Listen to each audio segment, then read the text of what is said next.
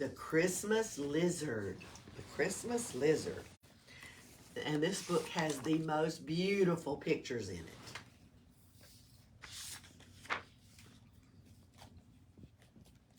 So, turn the page.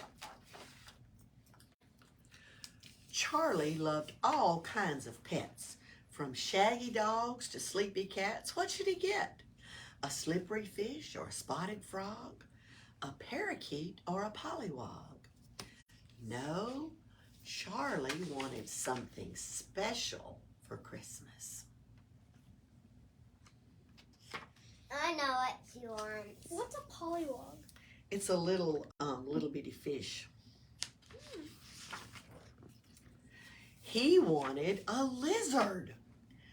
What a Christmas present! A squiggly, scaly, green iguana. Charlie fed him lettuce, broccoli, and strawberries and named him Oscar. A year flew by quickly. Oscar learned how to climb in his cage and flick his tongue at bugs. He could even snap his tail like a whip. As winter rattled the windows, Oscar noticed a change around the house.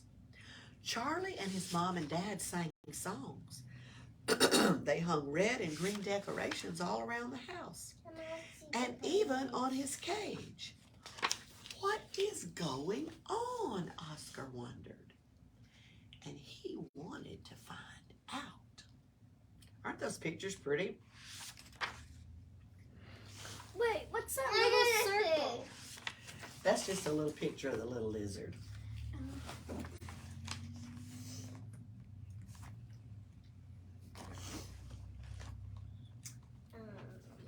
It's smiling. Then one night, long after everyone had gone to sleep, something happened as Oscar paced in his cage. He just couldn't stay put any longer. With a snap of his tail, he popped the door open. He was free. And with no one stirring, it was a perfect time to explore. Oscar tiptoed across the living room carpet and spied some fuzzy stockings on the fireplace above him. Socks on the fireplace? Oscar said aloud. Has the whole family gone crazy? Then around the corner, he spotted something strange and wondrous.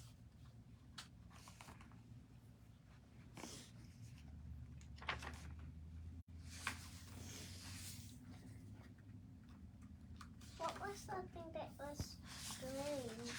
A tree. And not just any tree.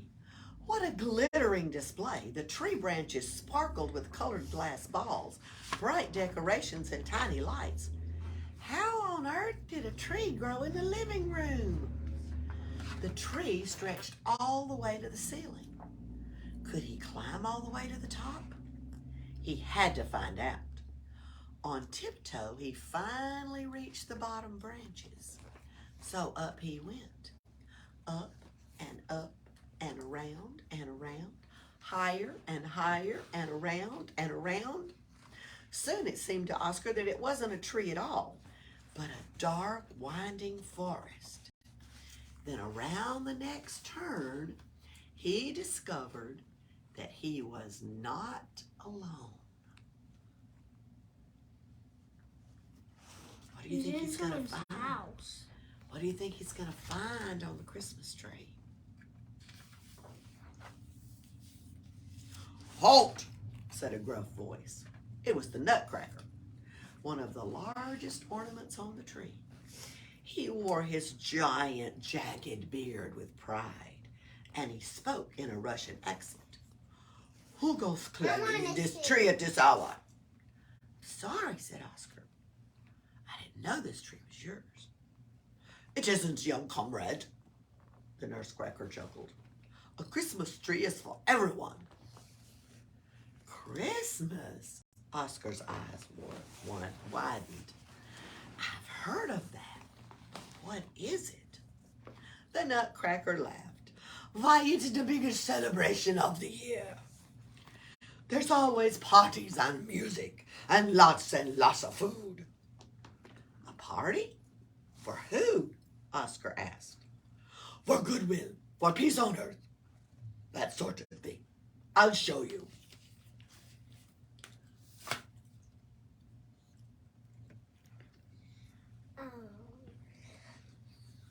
Did y'all see our nutcrackers in there in the other room up on top of the bookshelf?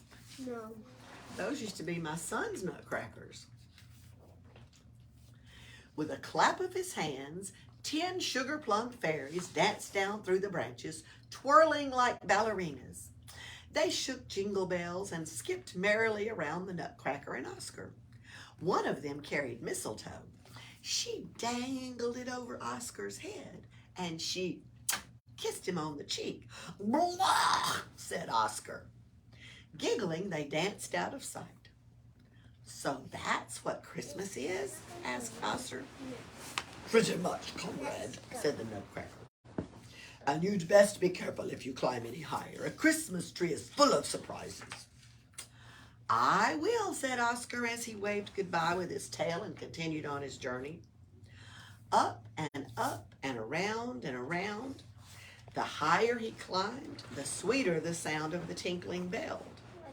He was brushed by candy canes and silvery tinsel. Girls, are y'all watching and listening to the book? Or are you looking at a different book? You're going to miss something. You're going to miss the good story.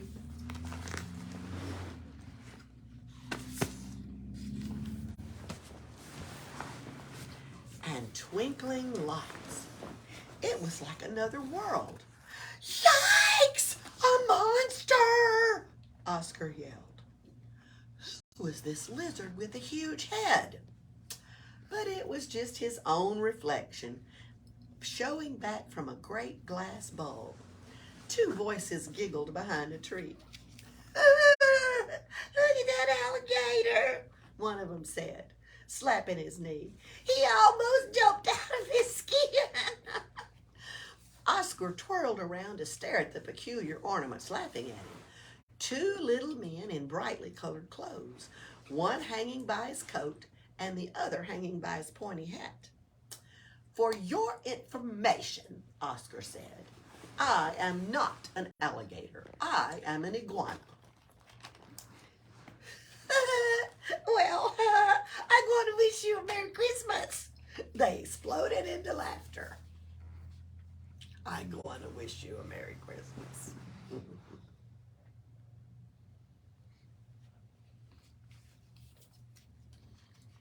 He looks weird. Yeah, he does.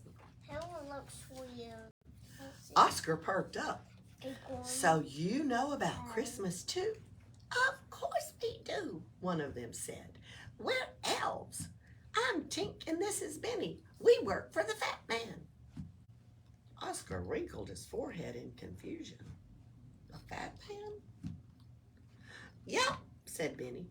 The Jolly Jelly Belly, the Big Cheese, the Red Suit Wonder. I never heard of him, said Oscar. Is he the reason for Christmas? Tink grinned. He is Mr. Christmas, Santa Claus. He gives toys and candy to all the kids in the whole world, said Benny. Tink chimed in. And he knows who's naughty or nice, and he flies a red sleigh pulled by a reindeer, and he slides down a chimney with a big sack of toys. Have you ever heard of any of this, buddy? No, said Oscar. So Christmas is the day to have parties and get toys. You got it, said Tink. It's all about the toys. Why do you think people get so happy at Christmas? It's because of all the free stuff. Oscar wasn't too sure about this, or about these elves either. But he politely thanked them and continued on his way. Up and around through the next row of branches, he could see an odd-shaped ornament made of felt and glitter and popsicle sticks. It looked old, and across the front was written 1964. Where is the 1964? It's on the next page.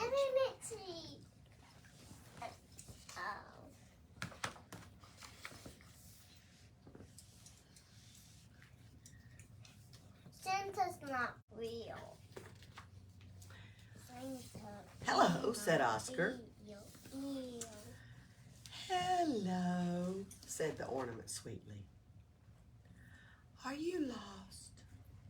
Can I help you? Maybe. Say, you don't look like the other ornaments on the tree, observed Oscar. I'm a keepsake, she said proudly. I was made by love and care by Charlie's father when he was a little boy. See? Wow, you are old, said Oscar. You must be wise. Can you tell me what Christmas is all about? The keepsake ornament smiled. Christmas is about families and people helping each other. They give food to needy children and take blankets and clothes to homeless people, and they donate money to churches. I want to see. Where's the Christmas ornament? Right here.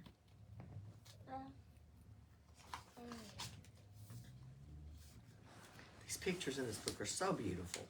So pretty. Did we already see that one? Mm-hmm.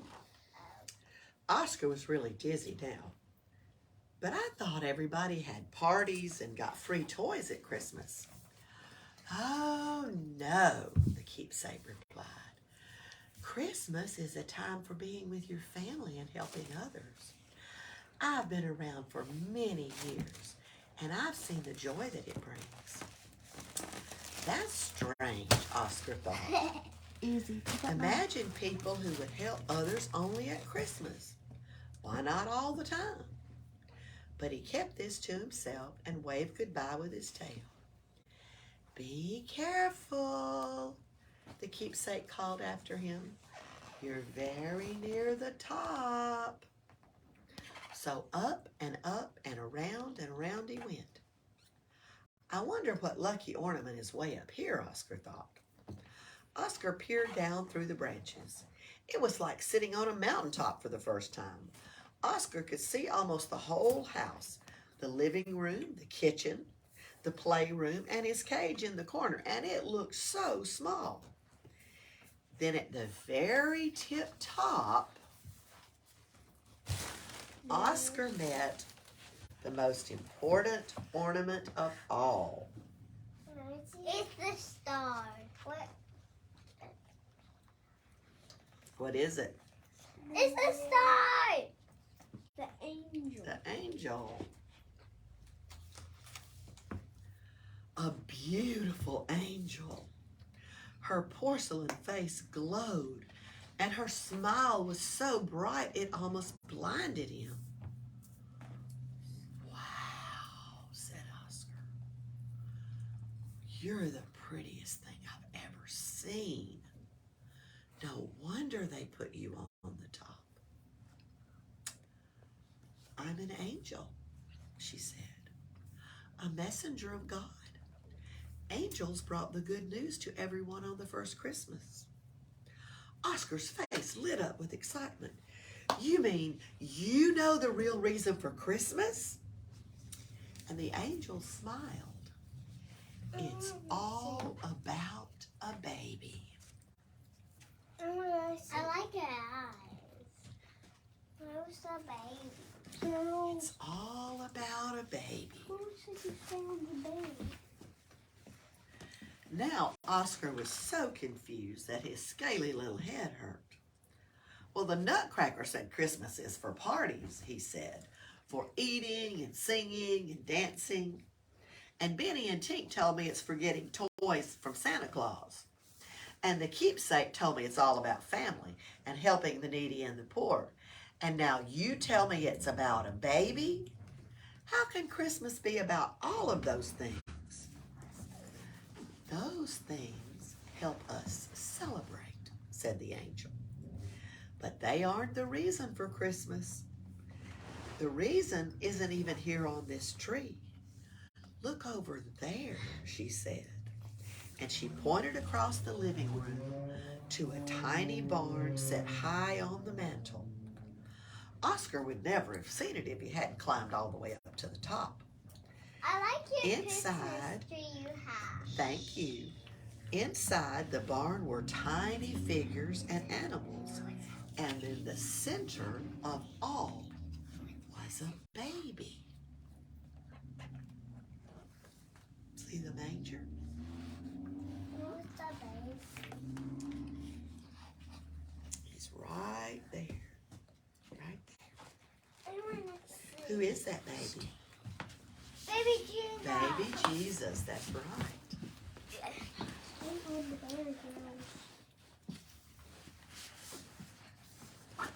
God sent his son from heaven for all of us.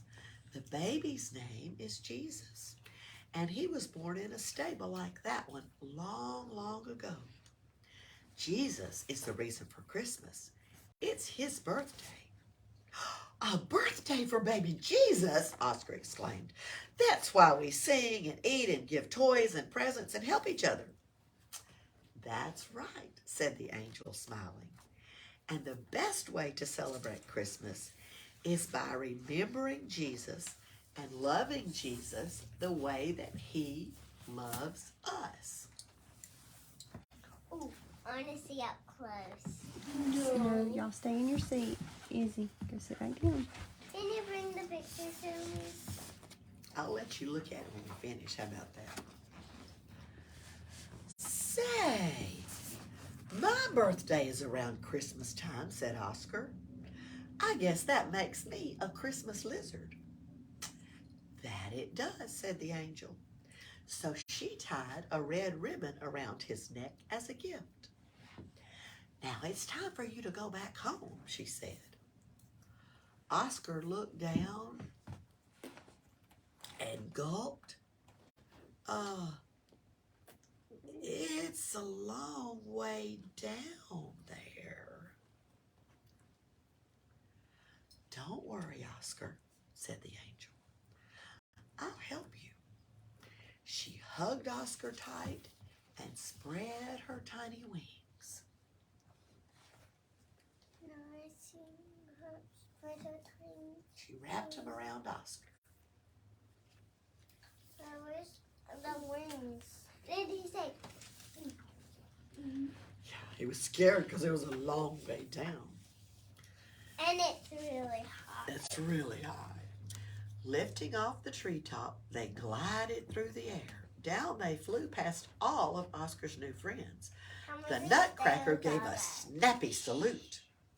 The keepsake waved goodbye, and the elves bounced in the branches as they cheered for the flight. They flew past the tiny manger scene with the smiling baby inside. Christmas, what a wonderful time, and filled with so many wonderful things. They touched down gently, and Oscar thanked the angel as he slipped inside his cage, and she flew back to the top of the tree.